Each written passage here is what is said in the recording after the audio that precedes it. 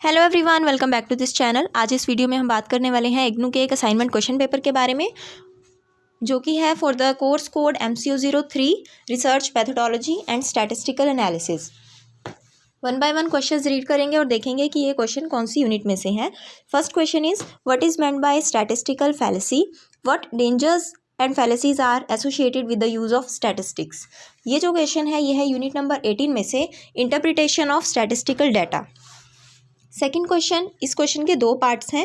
What do you mean by a problem, explain the various points to be considered by selecting a problem. तो इस question को दो parts में इन्होंने divide कर दिया 10+10। सबसे पहले प्रॉब्लम का मीनिंग बताएंगे और प्रॉब्लम को सिलेक्ट करने के दौरान आपको कौन से पॉइंट्स जो कंसीडर करने हैं उनको एक्सप्लेन करना है। तो यह unit number 2 research plan. B part, how do you select an appropriate scaling technique for a research study? Explain the issues involved in it.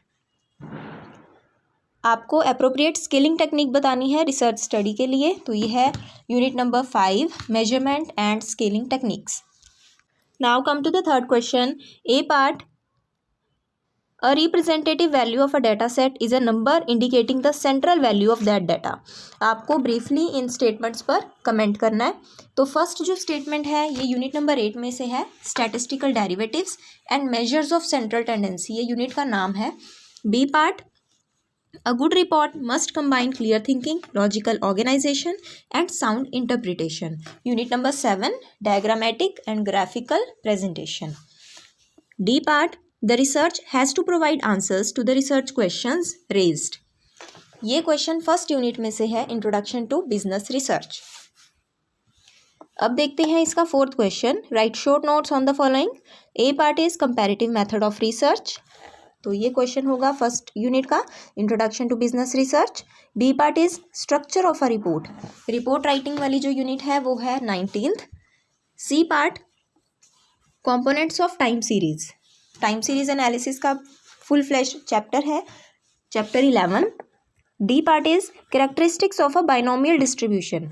तो ये प्रोबेबिलिटी डिस्ट्रीब्यूशन वाला चैप्टर है, unit number 14। Now come to the fifth question, distinguish between the following. Difference बताना है आपको। First part है observation and experiment, ये है फर्स्ट यूनिट का, introduction to business research. B part is schedule and questionnaire, collection of data, unit number 3। C census and sample, ये fourth chapter का है, सैम्पलिंग।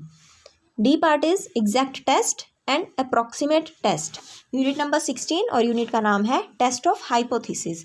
और हाइपोथेसिस वाला चैप्टर 2 यूनिट्स में डिवाइड है, ये सेकंड वाला पार्ट है इस चैप्टर का।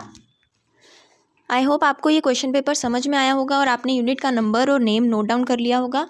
ऐसे ही और वीडियोस देखने के लिए चैनल को सब्सक्राइब कीजिए। Thanks for watching.